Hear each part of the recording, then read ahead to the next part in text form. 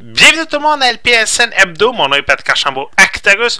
Aujourd'hui, nous revoyons l'histoire de Monsieur Gary Anderson, célèbre producteur et réalisateur du début des années 50. Il est décédé le 26 décembre dernier.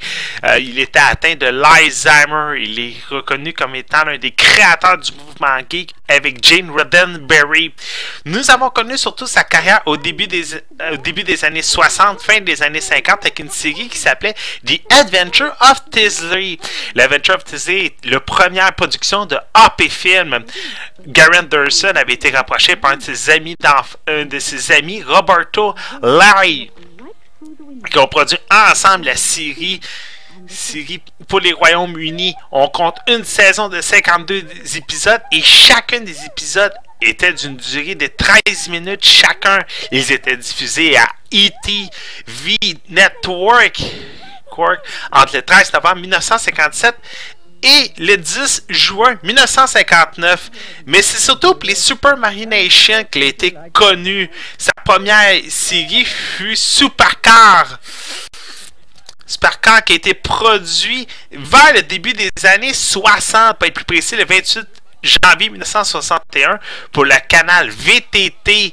On comptait des épisodes de 25 minutes, 39 au total, qui ont duré 2 saisons. On suivait les aventures d'une voiture pilotée par M. Mike McCurry, qui avait pour but de protéger la Terre des menaces. Tout de suite après Supercar, c'est Fusée XL5, qui était l'une des séries les plus populaires également du côté de M. Anderson. On compte une saison de 39 épisodes, chacun durait également 25 minutes, et c'était aussi pour la chaîne VTT.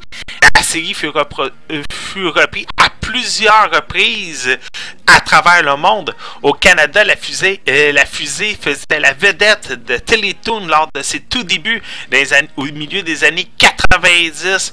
On suivait les aventures d'une fusée qui était cachée sur une île du Pacifique. C'est une des rares séries de Gary Anderson qui était reprise également par une grande chaîne américaine qui était la NBC.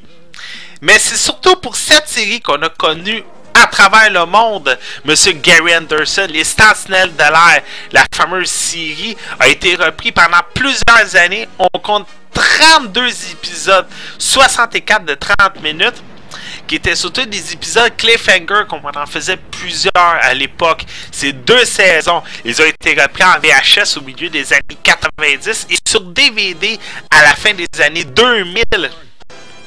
Par la célèbre station de télévision A&E. On sait que c'était des aventures de 5 véhicules qui étaient pilotés par la famille Tracy. Tracy, dont le père avait eu la chance d'être le premier homme à mettre les pieds sur la Lune. C'était une des séries les plus populaires. On compte également aussi 2 films qui ont été faits, dont Thunderbird 6 et Thunderbird Air Go.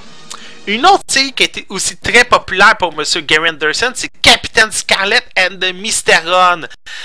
Le Capitaine Scarlet était le héros de la série après avoir été capturé par les Mysterons, quand c'est une race extraterrestre. Le Capitaine Scarlet pouvait hériter des pouvoirs d'invincibilité.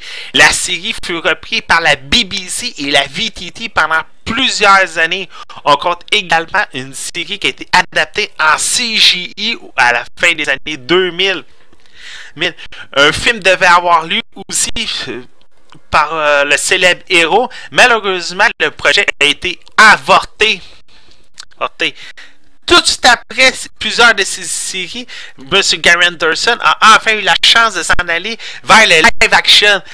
Une des séries les plus connues fut The Protector avec le célèbre acteur Robert Vaughn. Pour ceux qui le reconnaissent, il était le méchant dans le Superman 3 avec Richard Pryor et Christopher Reeve. The Protector réunissait plusieurs agents à travers le monde qui étaient réunis pour défendre, bien entendu, la reine britannique des invasions. Mais la série live action la plus connue fut Space 1999 avec le célèbre acteur Martin Landau. C'est une base spatiale qui était cachée sur la Lune et qui devait nous protéger également des invasions extraterrestres. On a surtout reproché à cette série qui était très ressemblant à Star Trek à l'époque. bien entendu, une des dernières œuvres qui fut rattachée à M. Gary Anderson, c'est le film de Thunderbird en 2004 qui a été réalisé par Jonathan Frakes. Frakes est repris par les studios Universal, mais le film a été un échec autant critique que financier. Le film n'a ramassé que 30 millions au box-office, un budget d'environ 60 millions.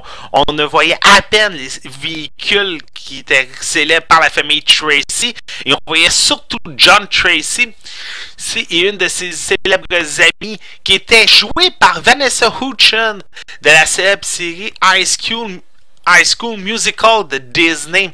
Bill Paxton et Ben Kingsley, qui pourtant gagné un Oscar pour le film Gandhi, ont également joué dans le célèbre film de Jonathan Frakes. Pour terminer, Gary Anderson avait déjà été approché dans les années 60 pour réaliser et créer le film Moonraker de James Bond. Il aurait pu empocher 70 000 $, qui était le plus grand salaire jamais attribué à un scénariste à l'époque. Malheureusement, le projet fut avorté. C'était tout pour cet épisode spécial de LPSN Hebdo. J'espère que vous avez apprécié. Vous pouvez toujours me suivre en étant Actarus partout sur Internet. Sur ce, bonne journée.